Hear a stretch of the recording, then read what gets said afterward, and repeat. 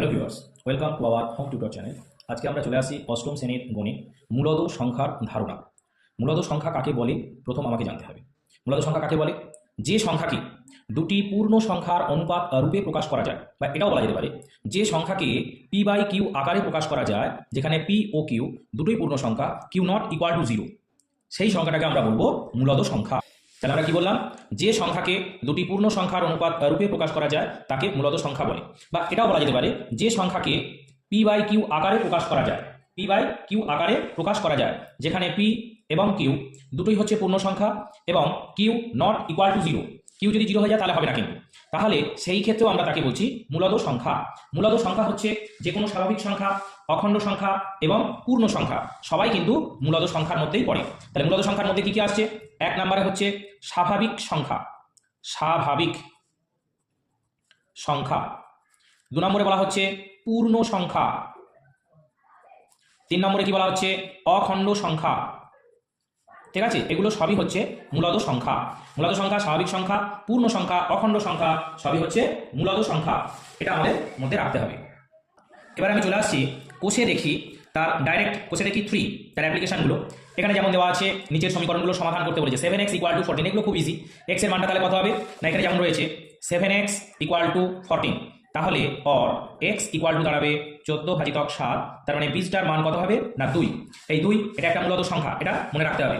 এইখানে আরেকটা দেওয়া আছে, দেখো 5এরটা, এগুলো সব একদম সেম নিয়ম। 5এরটা কি আছে? 7-এর 18কে -5-এর 6-এর অন্য নক দিয়ে গুণ করলে গুণফলটা কত হবে? তাহলে অঙ্কটা কি আছে?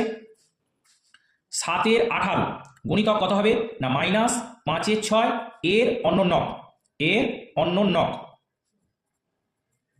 তাহলে কত হবে? 7-এর 18 ইন্টু এটা হবে -6-এর 5। এটা আমাদের মধ্যে রাখতে হবে। তাহলে 6 দিয়ে 18কে কাটলে কত হবে?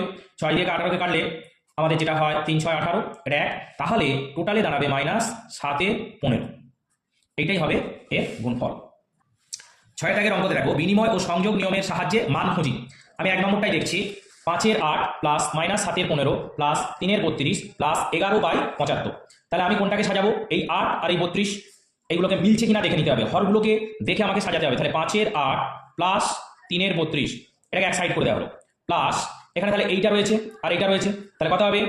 না 11/75 প্লাস -7-এর 15।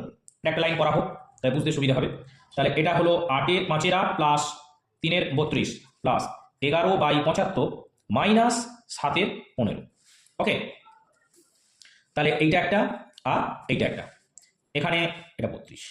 তাহলে এখানে লসাগু কত হবে? 32। 4 8 32, 4 5 20, 32। এটা যেমন ছিল 3 হয়ে গেল, এটা 75। তাহলে 11 11ই রয়ে যাবে, 5 15 75, 5 7 35। তাহলে এটা কত হবে? 20 আর 3 23, 23 ডিভাইড বাই 32। এটা মাইনাসই আসবে এখানে। তাহলে 35 থেকে 11 বাদ গেলে কত হবে? না 24, 24 ডিভাইড বাই 75। এখানে আমরা একটা কাটাকুটি করে নিয়েছি, 3 8 24, 3 5 75। এদের লসাগু কত হবে? যেহেতু লসাগু হচ্ছে না, গুণ করে দিলে আমাদের কত হবে? 800। তাহলে 32, তাহলে এটা কোনাকুনি গুণ করে দাও। 25 × 23 575 মাইনাস 8 × 32 কত হবে? 256। তাহলে এইটা থেকে এইটা বাদ গেলে কত হবে? 319 ডিভাইড বাই 800। ওকে, 8-এর দাগে বলেছে দেখো 4কে মূলদ সংখ্যা লিখতে হবে যেটা 1-এর থেকে বড় হবে কিন্তু 2-এর থেকে ছোট হবে। তাহলে সিস্টেমটা কিরকমভাবে করতে হবে? পি বাই কিউ আকারে যেহেতু প্রকাশ, তাহলে 1 এর বড় হবে, আবার 2 এর চাইতে ছোট হবে।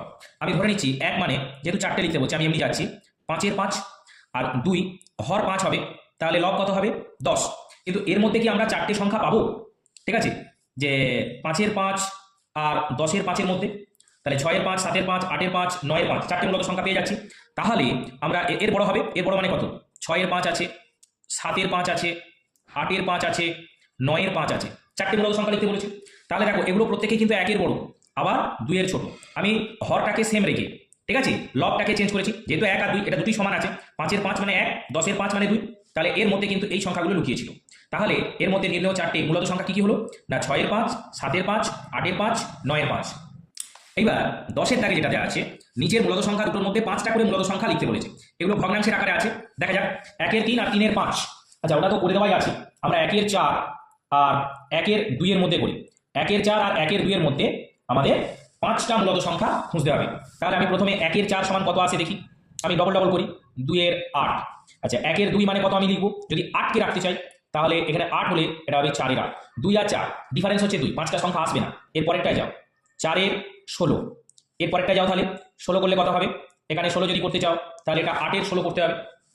4 আর 8 এর গ্যাপিংয়ে 5টা সংখ্যা আসবে না, তাহলে আবার একটা লাইন করো, এটাকে 8 করো, এটাকে 32 করো, এটাকে 16 করো, এটাকে 32 করো। এইবার দেখো এর গ্যাপিংয়ে 8 থেকে 16 গ্যাপিং হচ্ছে 8, তাহলে এর মধ্যে আমি 5টা সংখ্যা পেয়ে যাবো। অতএব নির্ণেয় 4টি মূলত সংখ্যা তুমি লিখতে পারো 9 এর 32, 9 এর 32, 10 এর 32, 11 32, 12 32, এটা আছে আরো, আমার যেহেতু 5টা চেয়েছে, 13 32, 14 32, 15 32, তাহলে ওই দুটো সংখ্যার গ্যাপিং এর মধ্যেই আসছে। তাহলে এইটাই হলো নির্ণেয় 5টি মূলত সংখ্যা।